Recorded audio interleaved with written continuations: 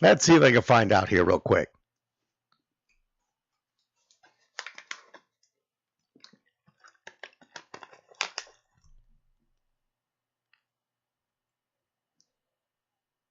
Because now I guess that makes a difference.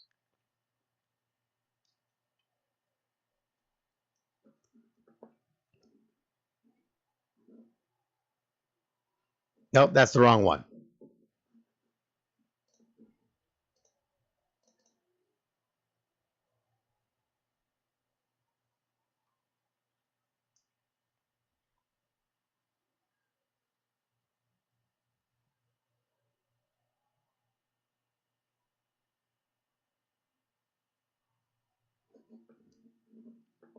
Let's see.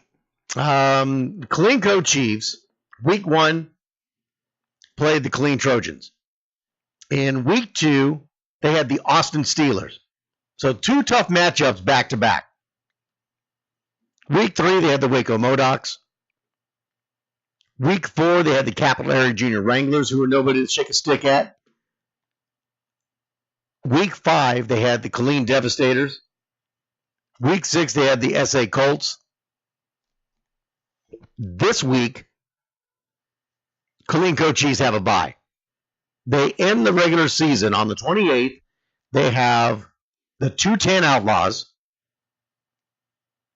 And on the final week, they have the Wilco Junior Tigers.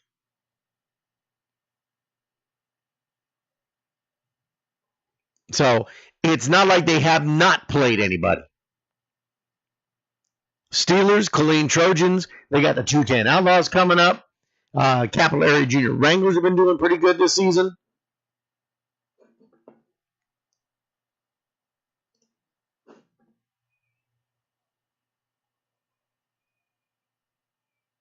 Well, of course they're going to scream that.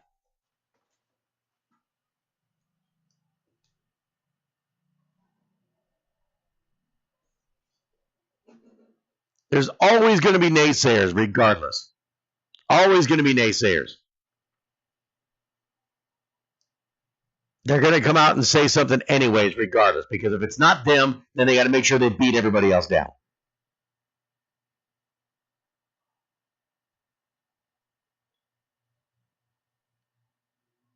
But I tell you what, all you people that are now trying to find excuses as to why the Chiefs are doing so good were the same ones who were saying, bring your stuff to D1 and see what happens. Well, they did. Bottom line is they did. Here they are. We'll see what happens in the playoffs.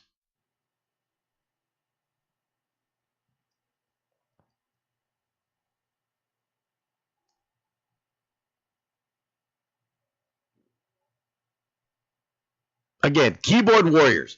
If you don't agree with what I'm saying, I think the Killeen Chiefs organization is fantastic. They produce winners every single season. They've been doing great. They come in the D1 this year. They haven't missed a beat. Everybody gave them crap last year because they were D2. Oh, D2 doesn't mean anything. Okay, so they came to D1. They're still on the top.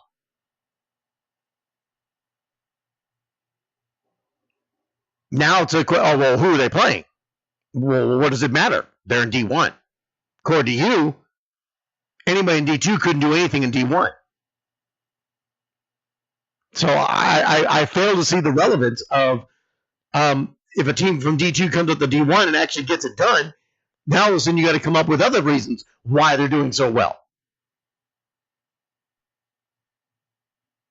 If you don't agree with me, give me a call, 979-353-4421.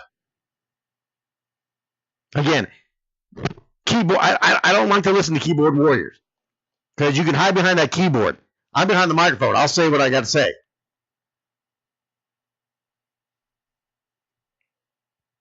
I'll say what I'm going to say right here on the microphone for all of you to hear. I put the Facebook Live up. I'm looking at you right now. I'll say what I got to say.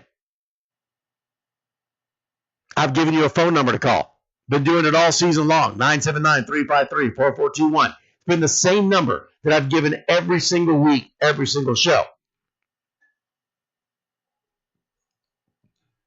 I'll tell you what I'm going to do. I'll tell you what I should do. And I just might do this next week. I think I'm not going to do the Facebook Live next week. It's just going to be the radio. You're just going to have to listen. Not going to look at the chat box. You want to agree with something, you're going to have to call me up. 979-353-4421. I've said that number so many times now that I've got it ingrained. I don't even have to look at the number anymore.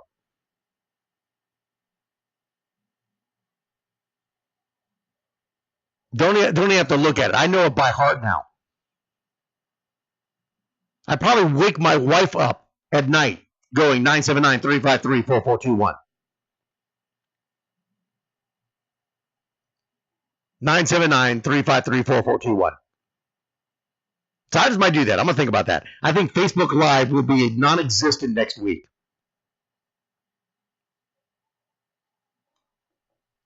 We're going to do what this is called. It's Typha Radio. It's a radio show. Not going to have any of these streaming chat boxes around. It's just going to be me on the radio. If you got a question, you got something you want to say, you don't agree with what I got to say, give me a call. Remember, it was that way last week.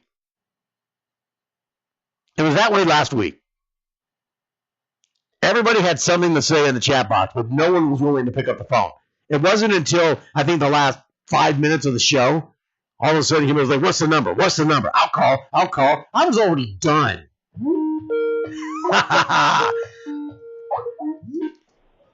Hi, Typha Radio. Who's this?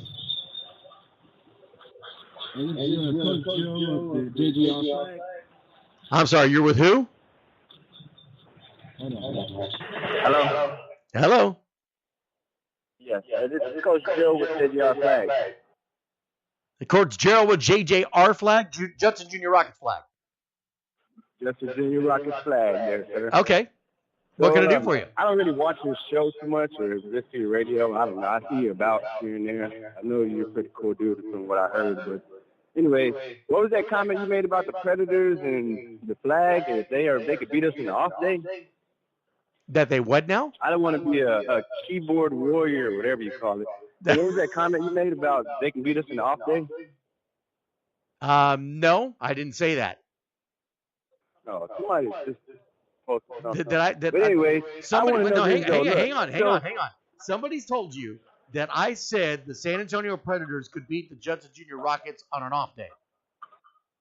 Yeah, we had to be off for them to lose against us. No, that's not what I said. Cool. That's all I need to hear. All I want to know is this though: why is the Predators dodging the players? Okay, here we go. See now, here we go. You had to bring it up, didn't you? Okay, the Predators are dodging. The Predators are not dodging anything. I had a long conversation already this week with somebody on texting because they didn't want to call me. They had to text me on this thing. So here's the whole thing. Okay, the San Antonio Predators had a football field. The school district told them they could play on that field, but if they damage it because the field was wet, they refused to cut the grass or line it for a football game. But if they played on the field and damaged it because it was wet and muddy already, that the Predators would be charged for repairing the football field. Now, I don't know about you, but I don't have the money to pay a school district. I don't have the money to pay a school district. All right, look, think about this. We will line the field, we'll chalk the field, we'll do everything we need to do, and they can even host it at home at JJR. Why don't they just play us at our field? Okay, but see, I love the fact that you said that. Here's the thing. You're saying, why don't they come play at our field? Okay, so let's flip it. Let's flip this. Let's say the city of Universal City told the Judson Junior Rockets, you can't play in the park this weekend. You can't play. San Antonio Predators say, hey, why don't you just come to our field? Our field is open. We can get it. I guarantee you. Let's go get it. You say that now, but I'm telling you right now. I can't speak for the rookies. I know the people, the Judson Junior Rockets, that would say, we are not playing our home game over there. They would say it. I'm not playing our home game there. That's them. I know our flag will, and you can ask anybody on our flag will go. We'll go by ourselves if we had to. You know what I'm saying? For real. I just want to get this game over with because we beat the Predators, but some things happened where we didn't have no referees. So now they're trying to make us take a forfeit loss, which we beat them like 36-6. We had to do some type of scrimmage thing. And you know what? I heard about that, and I wasn't even going to bring that up, but since you brought it up, that's fine. When your organization fails to follow the rules and regulations and schedule their referees to show up at a certain time for a game, yes, it is a forfeit against the home team who was supposed to secure those referees. Regardless whether you played the game, regardless if you beat them 36-0, the fact that your organization failed to secure referees for a football game is a forfeit by rule. And that's one of the things that just sucks the most, because our kids bust our tail, work hard, we get them in the shape, we're doing everything we need to do to put them in a position to win, and then we get a win taken away from us for something like that. We showed up, we got there, we played, we did everything we needed to do, but then they said that it wasn't somebody with our organization, it was something that had to do with the referee organization or somebody that get scheduled for our game. It was a bunch of nonsense, man, for real. I just wanted somebody to be accountable for it. Well, actually, let me tell you, I know the information on that. I've already discussed it. I've already been involved in it. I've asked the questions. This was on the Judson Junior Rockets organization. They had nothing to do with the referees. The referees were not called. They were not scheduled. Wow. Somebody forgot to do what they were supposed to do. Say that again? Somebody forgot to do what they were supposed to do. And that sucks, man. It takes away the loss from us. Now we got to fight it out. Hey, I don't take nothing away from the Predators team. I seen them play. I know they got a little squad. Next to the Venom team, I think that was the only team who even had a match with us. I mean, the Venom, they got a really, really nice flag team rolling in from the spring into the fall. They're A1. I can't take nothing away from them or nothing. They're solid. But the Predators, I seen them, and I seen the little leaks here and there, and I know we played them that it's going to be a hell of a game, for real. Oh, it's going to be. We're going to go out there and put in that work. But they got a good team, though. And like I said, I'm not going to go over there and just say, yeah, we're going to kick their butt, this and that and that and this. Because I never go out there like that, because any given Saturday or Sunday in type of football, for real, I just seen some of the best teams lose against some of the worst teams. For real. If you don't come with your A game, you're going to get your butt kicked. For real. That's why they call it Division I. Hey, thanks for the call. Hey, thanks for taking my call, Kenny. All right, no problem. 979-353-4421. Oh, my goodness, we had a caller. We actually had a caller. Rocket Jr. is going to handle business against the Predators. We'll see. We'll see. That's a very good squad there. Very good squad there. I've had a chance to see that San Antonio Predators team about 2 times now. And both times they've been impressive. I have not seen the Rockets, I can tell you that. And I've said it several times. I've got all the respect for the Judson Junior Rockets. They're 4-0. They're 4-0. If they stay undefeated, they're going to go into this 7-0 against the Predators. Predators are 5-0 right now. They got 1 game up on the schedule right now. So they've got a bye week coming still. It's going to happen. It's going to be a great game. That junior game is going to be a fantastic game. I'm hoping everything works out and we're there. I hope everything works out and we're there, because I want to call that game. That is going to be an epic game. And despite everything that's happened with this whole issue between the Predators and Rockets and Fields and whatever, to me, I think it's almost poetic justice that it becomes the last game of the season. I love the fact that it's going to be on the last Sunday of the last regular season week. Somebody is going to be tops in San Antonio. Somebody's going to take a loss. I think both of them are going to go into this on November 12th, 7-0. I think they both go in 7-0. Somebody's going to take a loss. Somebody's going to get the number 1 spot in San Antonio.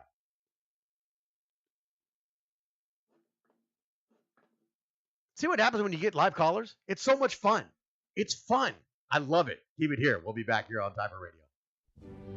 In an effort to recognize scholastic excellence, Tyfa created the Scholastics Awards program. The Tyfa Scholastic Excellence Award was established to recognize and award excellence in the classroom. The winner of this award will receive $500, a certificate of accomplishment, and a congratulatory letter from Tyfa.